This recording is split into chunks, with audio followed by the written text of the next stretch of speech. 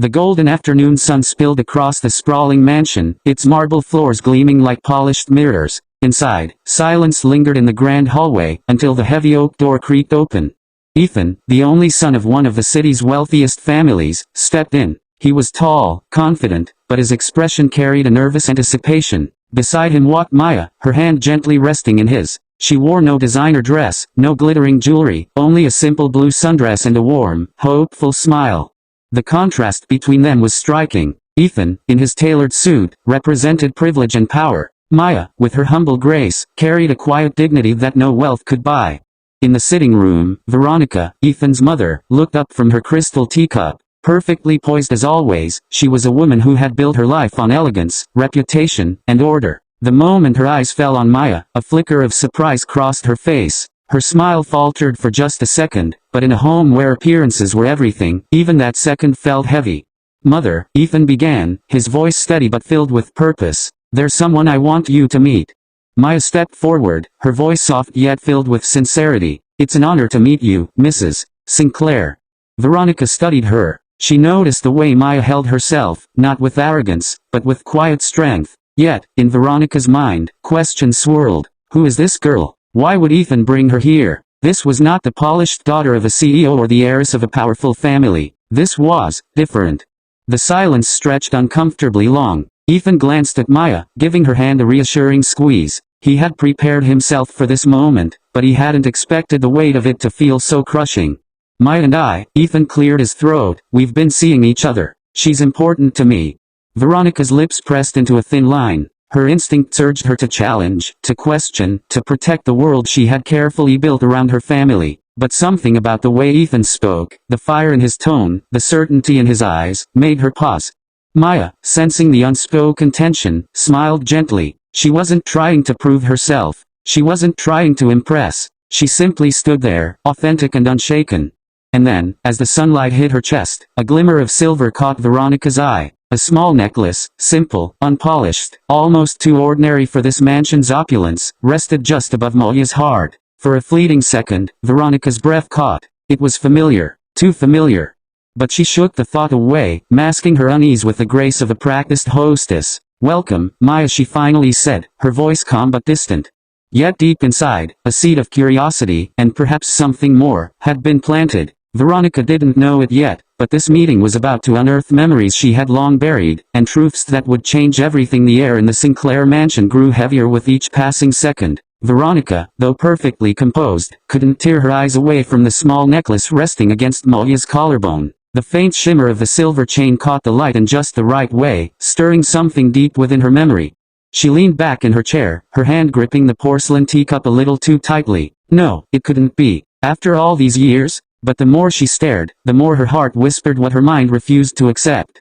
Maya, noticing the gaze, touched the necklace gently. Her fingers lingered there, as though it was more than just jewelry, almost as if it was a piece of her soul. Veronica's voice, soft yet strained, finally broke the silence. "That necklace, it looks very familiar. Where did you get it, my dear?" Maya smiled tenderly, unaware of the storm her answer was about to unleash. "It belonged to my mother. She gave it to me before she passed. She told me it was the most precious thing she ever owned." Ethan looked at Maya with affection, but then back at his mother, curious at the sudden shift in her tone. Veronica's usual sharp confidence had vanished, replaced by something uncharacteristic, hesitation.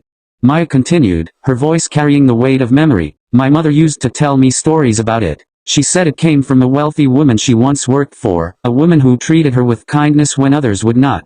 She never said much more, only that it reminded her that even in the darkest times, there were still good people in this world."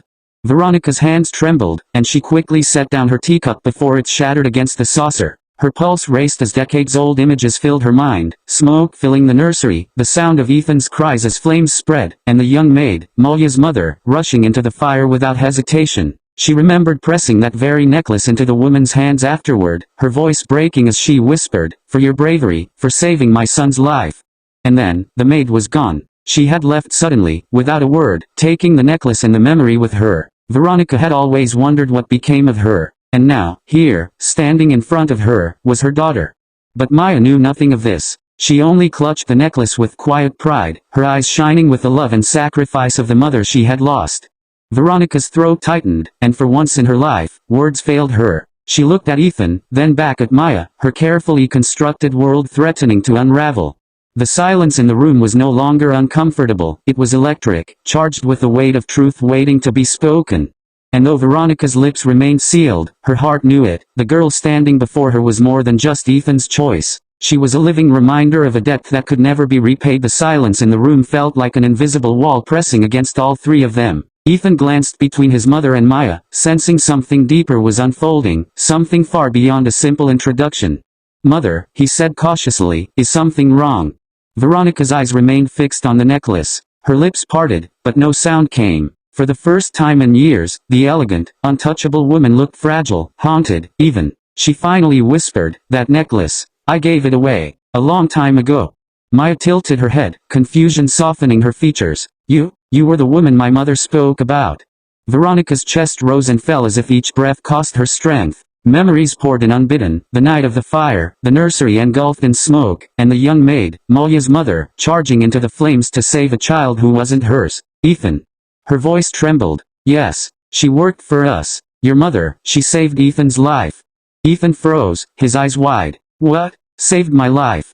Veronica nodded, tears forming at the corners of her eyes, tears her son had rarely ever seen her shed. "You were just 3 years old. A fire broke out in the nursery. I couldn't reach you in time, but your mother," she looked at Maya with trembling hands, "your mother ran straight into the fire without hesitation. She brought you out, coughing and burned, but alive. She risked everything, for you."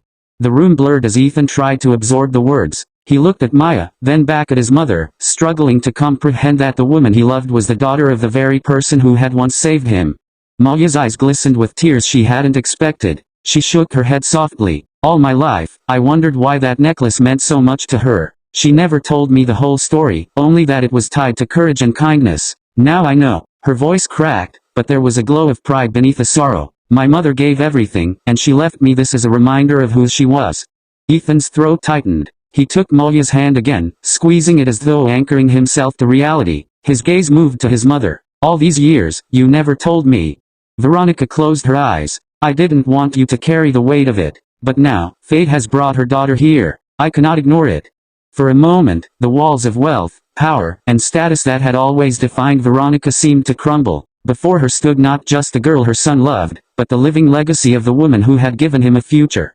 And in that instant, Veronica knew, this was no coincidence. This was destiny. The room was heavy with silence, broken only by the faint ticking of the grandfather clock in the corner. Ethan stood frozen, his mother's revelation hanging in the air like a thundercloud. Molya's hand trembled in his, her eyes searching Veronica's face for answers she had longed for but never expected to find.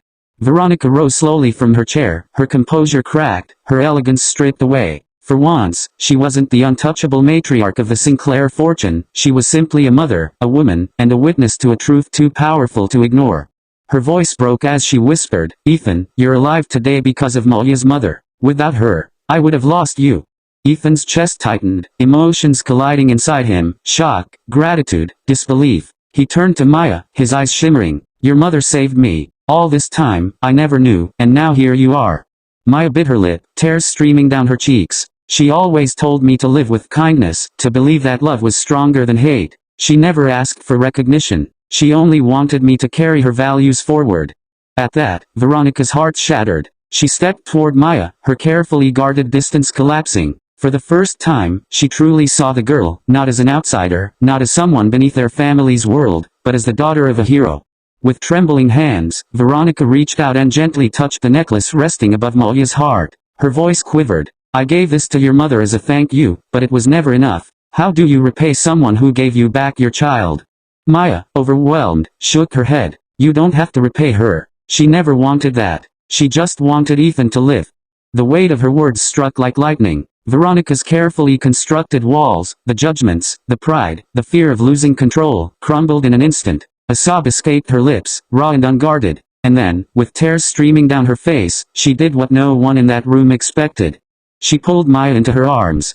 Maya stiffened at first, stunned by the sudden embrace, but then melted into it, her own tears flowing freely. It wasn't just a hug, it was decades of gratitude finally released, a bridge built between two lives bound by one act of courage. "I'm so sorry," Veronica whispered into her shoulder. Sorry for my hesitation, sorry for the years of silence. Your mother was the bravest woman I've ever known, and now, I see her strength in you." Ethan watched, his heart swelling. The icy distance that had haunted his family for so long was gone, replaced by something warm, something human. At last, the truth had set them free.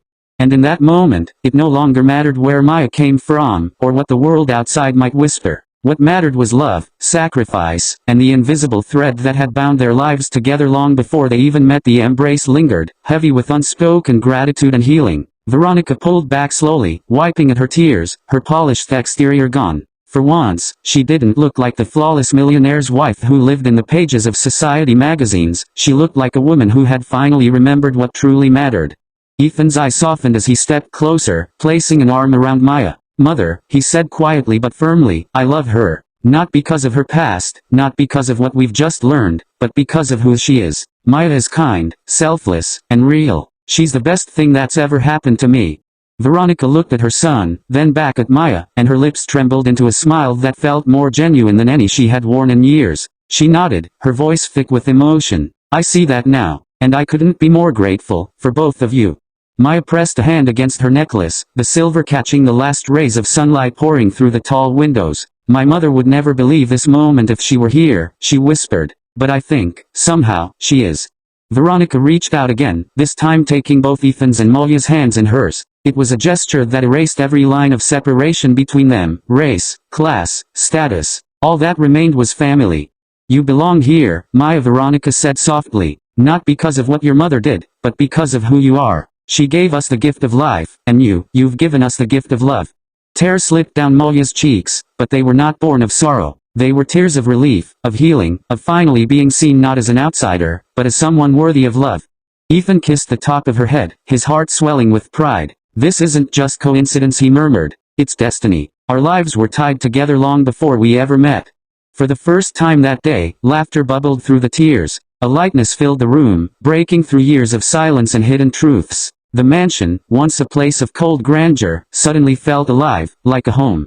As the evening shadows grew longer, Veronica found herself looking at the necklace once more. No longer did it feel like a reminder of a debt unpaid. Now, it was a symbol of something eternal, the way a single act of courage can ripple through generations, shaping lives in ways no one could predict. She smiled through her tears and whispered, almost to herself, "Love is the true legacy. Not money, not power, love." Maya squeezed Ethan's hand, and for the first time in her life, she felt like she wasn't just standing in a mansion. She was standing where she truly belonged. And as the three of them stood together, hearts united, one truth echoed clearly: kindness has the power to outlive us, and love is the one inheritance that never fades.